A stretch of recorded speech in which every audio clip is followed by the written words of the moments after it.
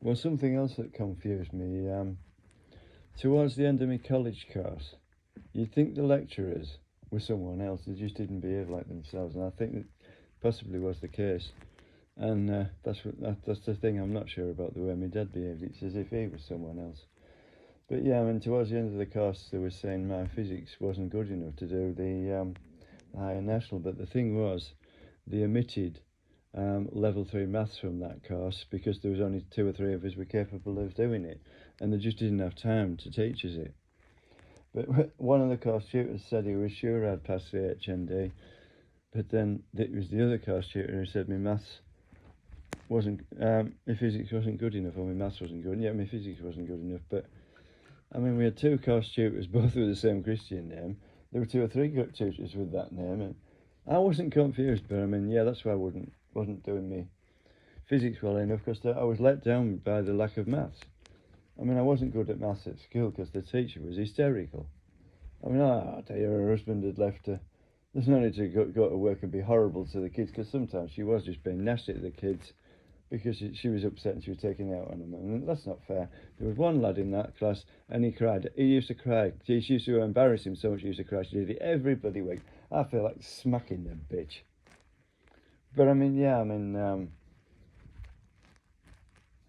I've forgotten what I was thinking about because I'm getting upset now. I mean, yeah, I did well at maths when I got to college and got decent lecturers, and of course got away from my hometown because it's full of bloody celebrities.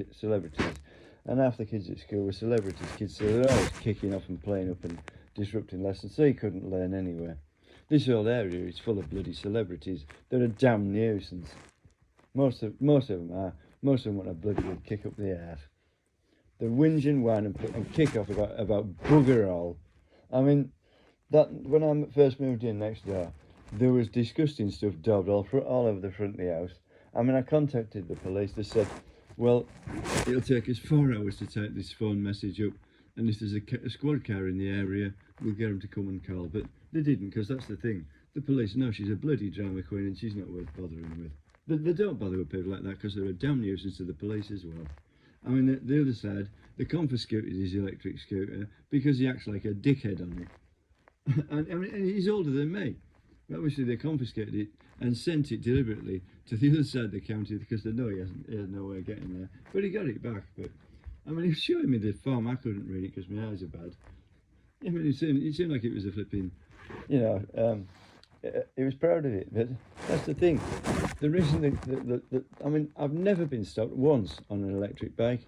I mean, half the time they don't even notice the battery and the motor and stuff, and I ride sensibly, so they know that I'm not a danger to anybody, including myself. But that's the thing. These electric scooters and stuff, they go on the pavement with them, and they're faster than an electric bike. It's ridiculous. I mean, kids on something that fast, and they're unstable as well, because I'd say with them, the centre of gravity with those is where the wheel touches the pavement. The centre of gravity of a cyclist is between his eyes, so it literally rolls about, rolls around the point between his eyes. They're like racing cars, actually. The pickup points, the suspension pickup points on a single seat racing car should be set up so that the car leans the same way as a motorbike. When it goes around a corner, the lower half of the car, it leans out over, so it actually throws the driver into his seat and it corners better. Because most vehicles, when you go around a corner, they lean the opposite way. The top half leans out over, and if you go fast enough, they'll roll. But with a racing car, they're never going to roll. Well, in theory, I mean, if you go ridiculous, you couldn't do it anywhere, but they won't roll anywhere as easily as a normal vehicle.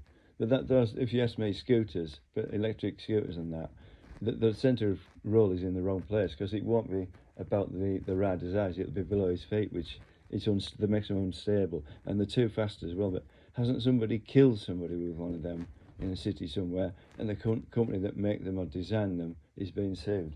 As far as I know, and they were bankrupted, weren't they?